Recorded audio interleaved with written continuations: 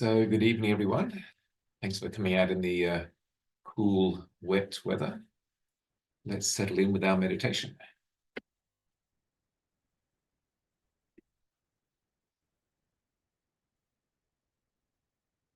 So having established a comfortable sitting position, aligning our body with some degree of symmetry, balance, poise, helping to enable some inner mindful presence. Meditation is the practice of mindfulness, developing a calm, objective, receptive, attentive knowing in the present. Moving our mind away from the happenings of the day, the issues and concerns of the world, thoughts about what has been, thoughts about what might be. Just exercising mindful attention, mindful focus in the present moment, this place and point of existence.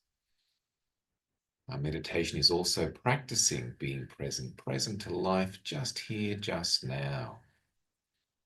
And particularly using the naturally occurring sensation of our breath as our reference point for the present moment.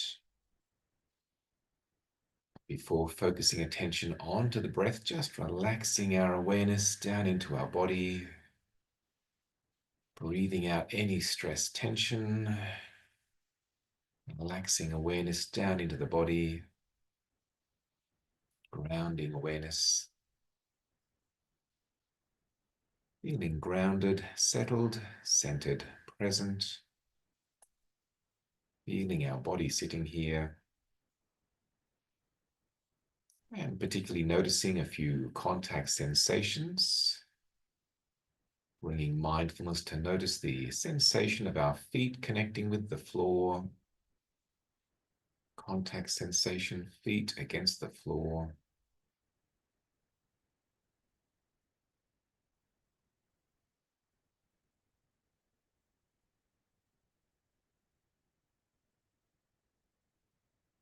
Bringing our awareness up to sense and feel the touch of our body, connecting with the chair or the cushion or meditation stool. Just noticing, sensing, feeling.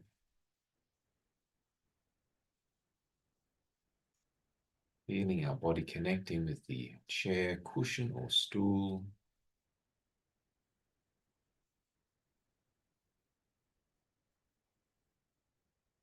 Bringing our awareness up to our hands and fingers, resting in our lap. Noticing the sensation of our hands and fingers. Maybe as a warmth or coolness, softness, moistness. Just noticing, sensing, feeling.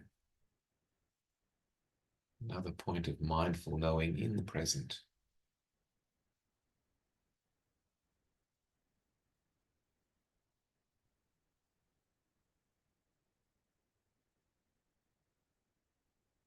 Bring our awareness up further to our face, noticing our face. Sensations on our face, within our face, maybe feeling the air connecting with our face. Just noticing, sensing, feeling our face.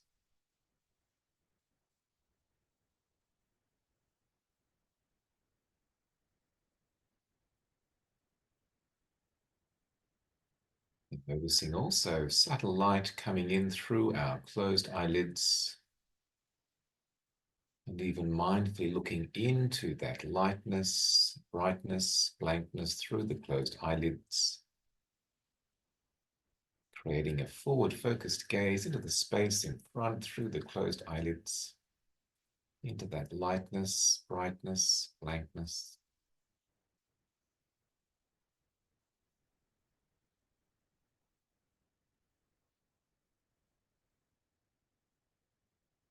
Not being distracted by background sound, auditory experience, and particularly not getting caught into the internal mental sound or mental sight, image of thoughts, rather choosing to focus our mind's attention onto the sensation of our breath, just the naturally occurring breath as we feel it flowing in and flowing out, particularly at the nose nostril area. Directing attention, sustaining attention at that point of main contact sensation, mindfulness of breathing, feeling that natural inflow, outflow, using our mindfulness to collect mind energy and connect mind energy to the breath. Directing attention, sustaining attention, feeling each breath whilst also looking into the lightness, brightness through the closed eyelids. And maybe using a mental meditative word or two in the mind in conjunction with each breath if we find that helpful. Such mental meditative words as calm as we breathe in, ease as we breathe out. Calm, ease, calm, ease, calm, ease. Exercising attention, developing focus, leading to mental collectedness, concentration, and inner calm ease.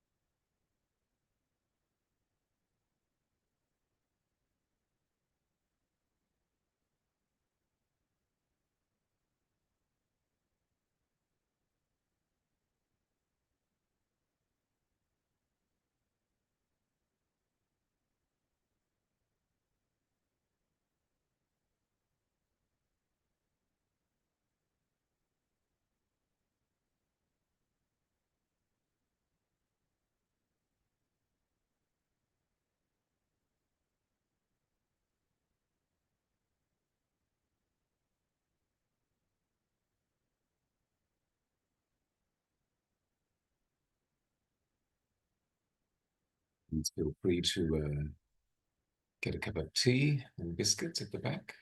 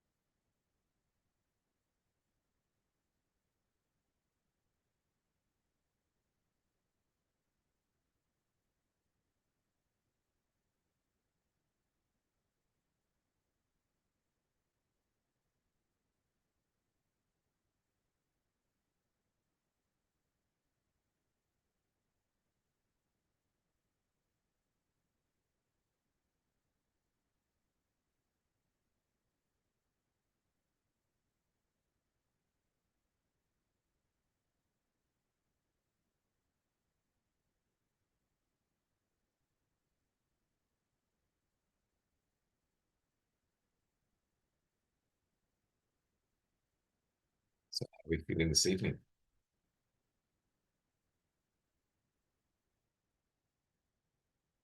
Okay, good. Better. Better. Good enough.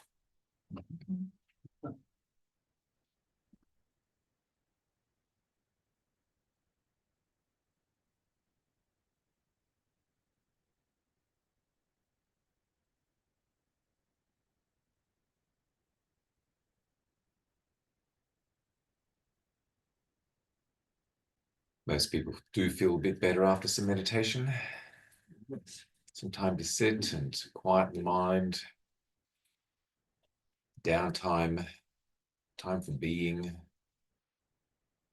and knowing rather than doing and thinking. Time to pause and be present.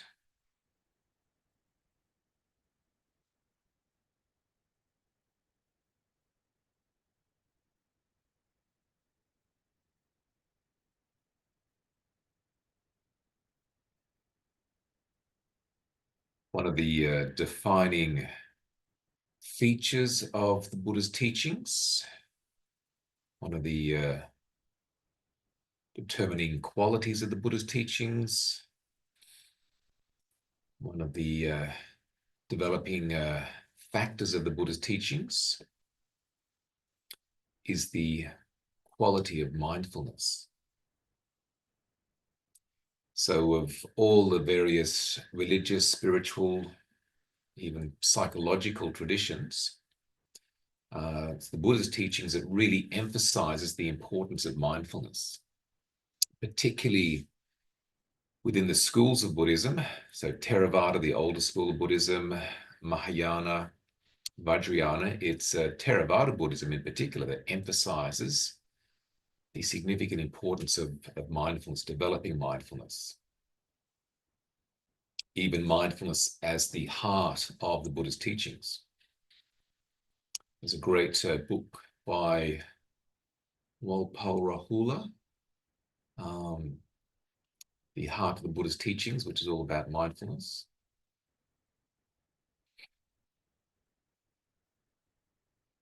So mindfulness as a designating feature and quality to develop is certainly enabled by meditation. So much of the Buddha's emphasis on the practice, the path of practice, which comes to developing meditation is the exercise in developing mindfulness.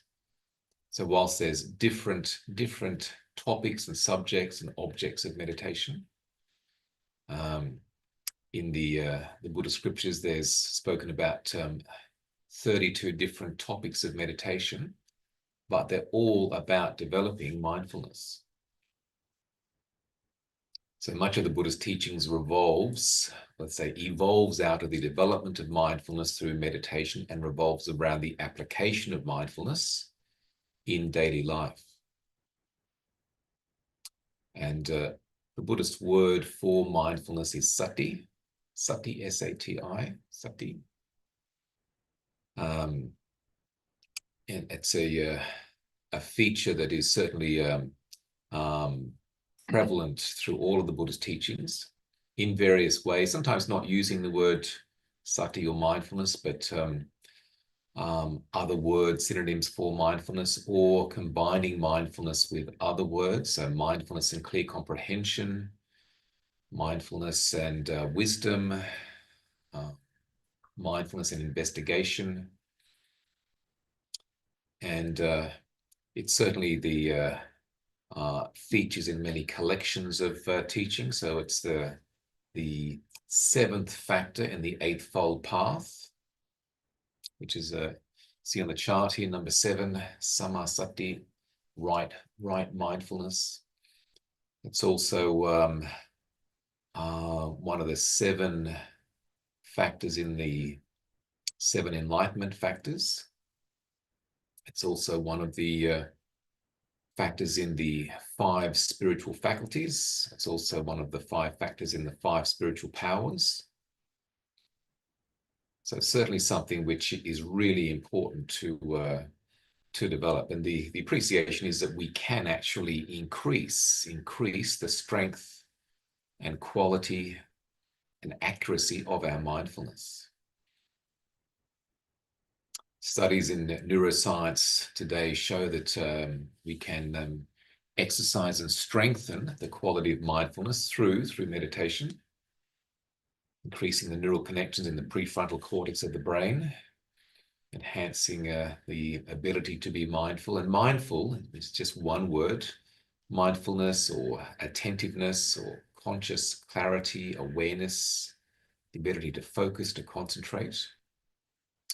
And in this way, mindfulness, using the word mindfulness, it can be used in an exclusive focused way.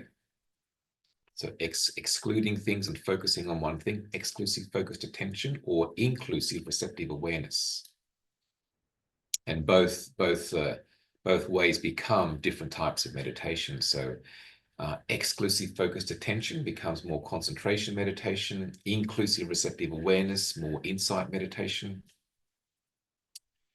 But the Buddha emphasized the importance of mindfulness, saying a verse from the Dhammapada where he says that mindfulness is the path to the deathless.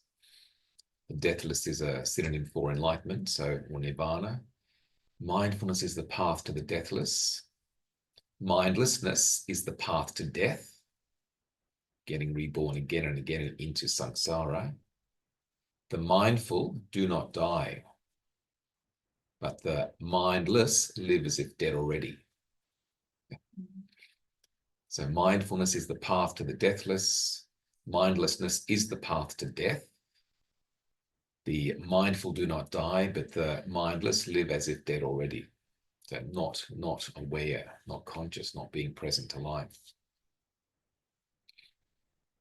Ajahn Brahm, the Buddhist monk who I spent time with, is the abbot of a monastery in Perth, talks about mega mindfulness. The Buddhist words for that would be Mahasati. Maha means great, like Maharaja, great king, Maha. Mega mindfulness, which is what is developed again through meditation. Meditation is like the exercise, the brain-mind training for developing mindfulness. But the important thing is, whilst we come to meditate, certainly here, at home, the important thing is exercising, strengthening the prefrontal cortex of the brain, increasing the quality and strength of mindfulness, and then actually applying mindfulness in daily life. It's no use being mindful in meditation and then leaving the mindfulness on the cushion until you come back to it. It's like, take the mindfulness with you. It's a bit like going to the gym.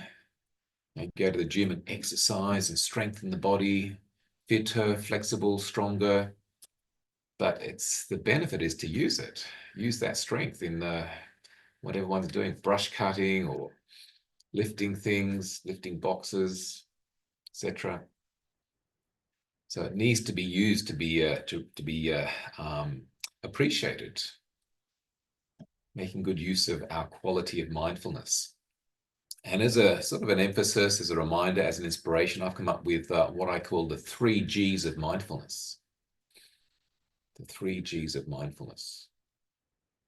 4G might be better, even 5G. But I think the 3G is enough. Maybe not with Wi-Fi or whatever, phones. But the 3 Gs of mindfulness. I was thinking, well, how is mindfulness helpful? What are ways in which we can appreciate mindfulness and maybe even explain to others why we practice mindfulness meditation? So I thought, okay, so what is mindfulness? Then I thought, well, mindfulness is life-giving. First G, giving. Mindfulness is life-giving. How is it life-giving? Well, it gives us more experience of life because mindfulness connects us to experience. If we're not mindful, we don't experience things, we miss out. So mindfulness is like a light. It collects mind energy and connects mind energy to experience. It's like a light that shines on and shows up what's there so that we can see what's there. We even can talk about mindfulness as helping us to come to our senses, both literally and metaphorically, coming to clarity. Finally, that you're coming to your senses, so finally seeing what's going on. But literally coming to our senses, our 5 physical senses and the mental sense of thought to really consciously see and hear and smell and taste and touch and feel, and also be aware of thought, thinking as well. If we're not, then we're missing out on life. And too often, too many people are missing out on experiencing life because they're just caught up in thoughts about what has been, worrying about what might be, living their life days ahead of themselves, weeks ahead of themselves, or caught up in the past, the left behind, and missing out on connecting into the vitality and preciousness of life in the present moment. So the idea of live now, not next. So mindfulness helps us to connect to life. It's life-giving. We can have more experiences of life, more moments of life, if we're mindful. We've all sort of had those experiences where we lacked mindfulness, maybe doing some sort of monotonous task, maybe even driving or something. You get to the destination, but think, actually, I've arrived, I'm alive. I didn't feel any dents on the car, but I can't remember driving. Sort of just automatic pilot. And again, it's so easy to get caught up in automatic pilot just through one's day-to-day life, not paying attention, not being present. So mindfulness is like life-giving. It gives us more experience to feel a more rich, vital, enlivened experience of life in the present moment. Have more of our present moments. Don't miss the moment. Second G, G2 for mindfulness. Mindfulness is life guiding. So it guides us in our life. It's like, again, like a light to shine on, show up what is, as opposed to being in the dark. It guides us, helping us, as opposed to fumbling around, falling over in the dark. It helps us to be aware of where we are, where we're going. A bit like having a GPS, helping us to sort of find our way through life, make the right decisions, be clear-minded, be discerning, be reflective. Don't just be caught up in haphazard going through the motions of things, but really seeing clearly and guiding us to actualize more of our potential. It's sad when people don't appreciate what potential they have, what's helpful, what's important, what's good, and time, energy gets wasted. The two most precious assets of our lifetime and energy so easily get wasted. So mindfulness helps us to see what's important, see what's possible, engage and actualize our potential. And certainly in the context of the Buddha's teachings, the potential for freedom, liberation, enlightenment, realizing the highest psycho-spiritual potential of human beings, enlightenment, in this very lifetime. So mindfulness is life guiding, helping us to not make mistakes and get caught up in the wrong thing, wrong sort of avenue, wrong direction. Very, very helpful. The third G, mindfulness is life guarding in many ways. So it guards us from tripping up, falling over. I've seen many people with missing fingers, and I often say, well, so what happened there? Oh, wasn't mindful. I was sawing something or doing something.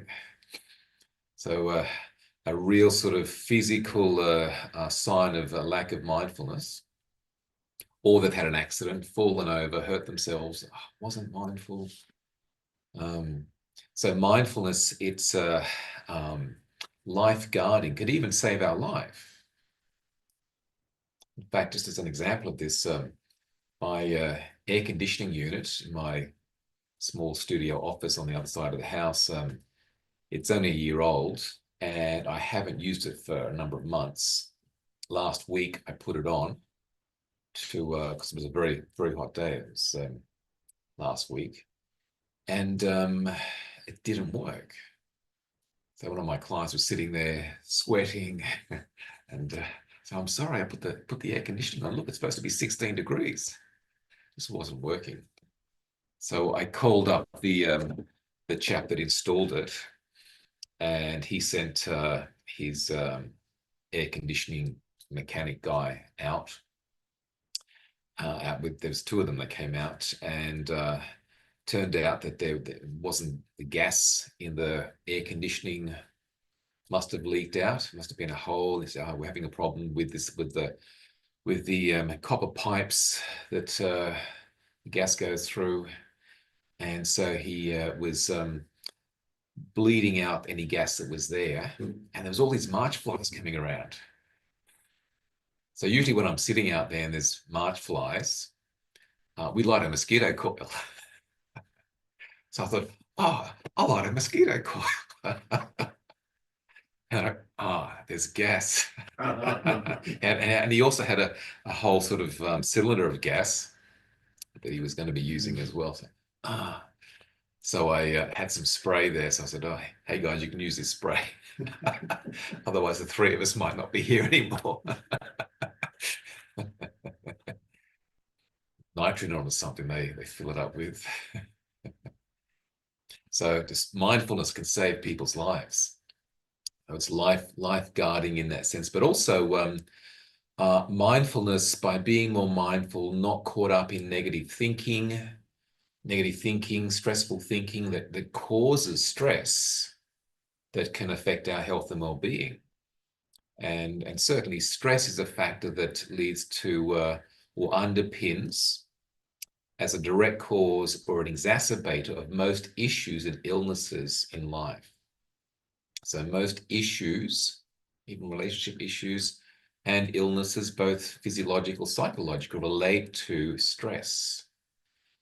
And so if we reduce stress by being more mindful, certainly practicing meditation, then it can save our life as well. People become stressed, their immune system gets compromised, they get sick and may even die.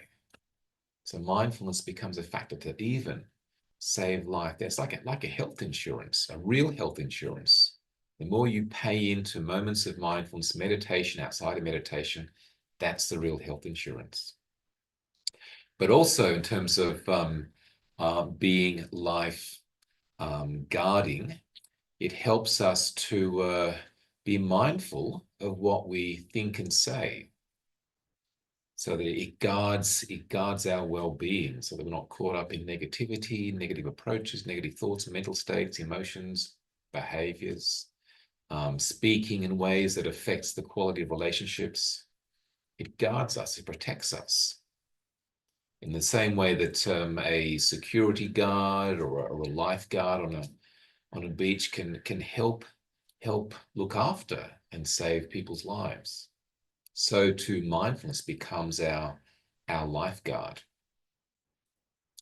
which is, certainly something worthwhile to have, because we can't always rely on other people to protect us, to do the right thing for us. It comes back to us. Speaking to someone recently who had a significant car accident that's affected her life significantly.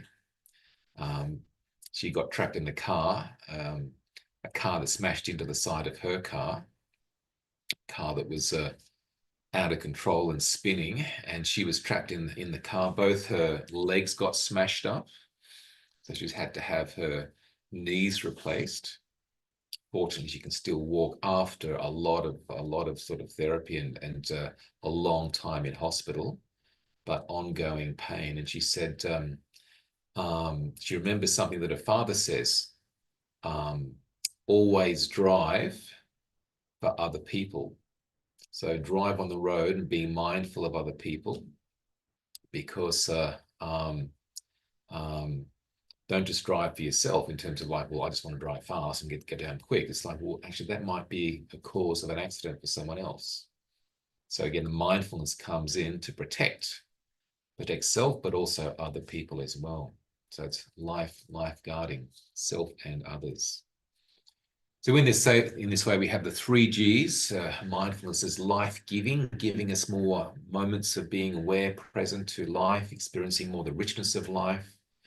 It's life-guiding, helping us to see what's possible, guiding us to possibilities, actualizing potentials, and also life-guarding, guarding us in many ways, from accidents, from health issues, from saying and doing the wrong thing in relationships. So it's becomes something which is a wonderful thing for ourselves to develop. Ultimately, it's an avenue that leads to enlightenment, and which, again, the deathless enlightenment, the deathless state, so that we don't get, if you get fully enlightened, then the mind, when the body dies, doesn't get reborn back into this whole cycle of samsara, to have to go through aging and illness and all the various pains and trepidations and issues, and they end up dying again. So it's the way out. It's the way out. And this can become a motivation for our meditation practice.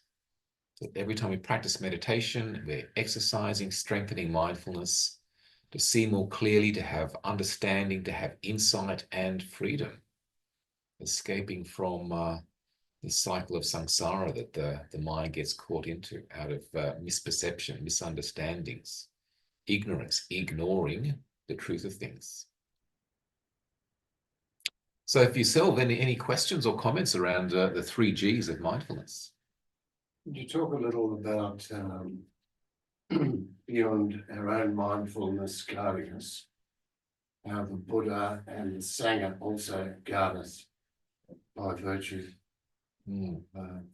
being part of? Well, one way of looking at that is that by certainly practicing mindfulness ourselves, we're part of a community, a collective here, like here now, this evening, and those that are online connecting with us, and into the wider community of people that are practicing meditation, mindfulness, and that's both in terms of present, but also right back to a lineage, a 2,500-year-old lineage of mindfulness that is an avenue for reducing stress and suffering, finding ultimate freedom, And so that the fact that we're practicing in this way sort of creates that link and a sense of a feel good. I'm part of a lineage, a tradition of waking up, awakening to awareness and clarity and freedom. So it's like the virtues and the qualities of and the teachings, obviously, of the Buddha Dharma Sangha, continue on through us, and we're also creating behaviors and example to flow on as well, to keeping this lineage, this tradition of awareness and wisdom wise and compassionate and following forth into the future. I was taken by hearing monks who are in apprentice monks or being encouraged to take refuge in the Buddha. I like that. That's sense of being guarded, you know. Yeah. By an infinite energy. Sure, and that's certainly something that Buddhist people do on a regular basis. Even the act of bowing 3 times. I take refuge in the Buddha, I take refuge in the Dharma, the Buddha's teachings. I take refuge in the Sangha, those that have practiced the Buddha's teachings to full enlightenment. So that sense of connection and empowerment in that. And often Buddhist monks, the chanting that they do as a blessing chant is chanting by the power of the Buddha and all the previous Buddhas and Buddha's teachings and the community of enlightened students, may you be protected. So that's sort of that good energy, benevolent energy. Annabelle? What are we being protected? Like, what are we being protection from negative thought, if we've fallen off, I guess, the path of seeing, falling off from clarity? Where are we falling to? Ignorance. Falling into bad habits, falling into confusion, falling into despair, depression. So just like the inspiration helps us to sort of stay buoyant, stay clear-minded, stay on track, as opposed to being sort of led off track into with people, with situations that are not sort of wholesome, benevolent, worthwhile. Yes, John, it helps. If I'm mindful, I'm generating good karma. If I'm heedless and not mindful, I'm generally be generating bad karma. So protect me that way as well. Yeah, the Buddha said the one quality that is associated with all good, wholesome acts is mindfulness. And generally, sure, people can do things not good very mindfully, a skillful thief, which is why the Buddha emphasized samma sati. Samma means wholesome or skillful, right. So that the right use of mindfulness, which is something which needs to be emphasized, particularly these days as mindfulness has become a catchword. Oh, I practice mindfulness, or I'm doing my mindful golf, or I'm a mindful leader, and I've done this mindful workshop, and so forth. Sure, mindfulness is, yes, good, but it needs to be used skillfully, particularly with morality and also with wisdom. It's not enough just to be mindful. It needs to be used rightly. Otherwise, it can be quite destructive, and someone that's a really unwholesome, unskillful person that's very mindful, they can sort of make a horrible sort of situation occur. That's where the ignorance comes back in. Yeah.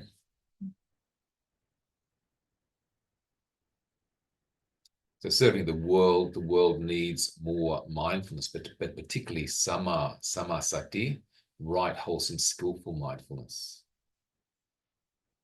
John, I also see it as a win-win, like being mindful and being in that present moment helps me get more joy out of the present moment. It also protects me from the worrying, stress, and suffering of thinking about the past and the future as well. So it's just when you think about it, it's like you're not being mindful, you're really doing yourself a disservice. Yeah, and others as And well. others. Because we don't live in isolation, so how we feel, how we are affects other people. So the more mindful people are around, then it can flow on as an example, a way of being for others. It's like I find it so easy to be more mindful and insightful when we're away and we're in community, or even if I'm alone and quiet. But when I'm, around different energies or different perspectives, things like that, then it's very hard for me to kind of stay grounded in my mindfulness or with kind of clear thought. Yeah. That's when it gets all very confusing and fear comes in, and then I don't see clearly. Yeah. So obviously, the more you increase your strength of mindfulness, that mindful muscle, then you're more able to be in situations where people aren't mindful, people aren't acting in a way that's wholesome or skillful, and you're immune. You're what I call a Teflon psyche, non-stick mind. You're not affected by them. You're able to maintain your mindfulness. Something which I have been meditating upon lately. I think I've always been, or for a long time, been conscious of the words I choose and being aware of them. But in the past, I've been hurt by the words of others. And so I have been cultivating, as you say, Teflon, not to take umbrage so easily. Yeah. At the words and actions of others, and because that's something which has caused me quite a bit of difficulty in the past. And I'm getting better in moving towards just sitting back and not ignoring, letting it go. Yeah. As much as possible. That's good. We can even have a sense of how our mindfulness is as to how stressed we are or get, or how much sort of uneased, unhappy, how much suffering we have. So generally, the more mindful we are, the less stress, the less sort of pain and upset and overwhelm and despair. So certainly a wonderful quality that we as human beings can develop.